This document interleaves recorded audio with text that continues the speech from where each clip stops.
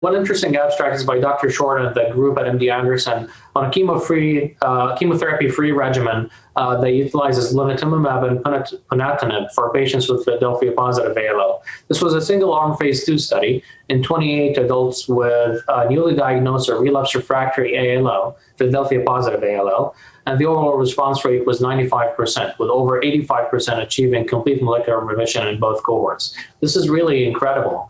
The one-year overall survival for the entire population was 94%, and the event-free survival was up to 80%.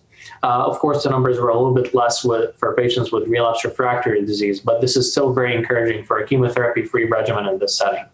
There was another abstract by Dr. Shah and colleagues, and they reported the phase 2 results of the ZUMA-3 trial, or the ZUMA-3 study on the use of KTE-X19, which is a CAR-T product that targets CD19 in adults with relapsed refractory ALL.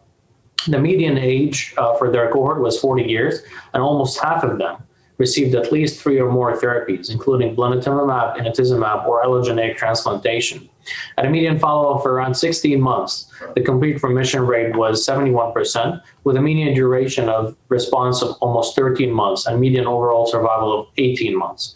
The rates of MRD negativity were almost too good to be true. At 90 among responders, it was 97%. Almost a quarter of patients had grade 3 or higher CRS or neurologic events as expected. And this study really shows compelling benefit of this product in a very heavily treated population and truly opens the doors for progress in this patient population, which is really very challenging to treat. There was another study that caught my attention. I'm going to steer away from ALL here for a second. And it was a head-to-head comparison of Acalabrutinib versus Ibrutinib and previously treated CLL patients.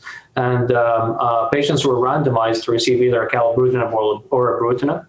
At a median follow-up of 41 months, there was actually no significant difference in progression-free survival. However, Acalabrutinib was associated with lower incidence of hypertension and arthralgias and other side effects, and less patients of the Acalabrutinib arm discontinued treatment. This is really one of the rare head-to-head comparisons of treatment regimens in CLL. And the newer generations BTK inhibitors are really coming forward as or replacing Ibrutinib as they cause less side effects without compromising their efficacy. So this was at a study that I was actually very excited to see, and we look forward to more head-to-head comparisons in this area.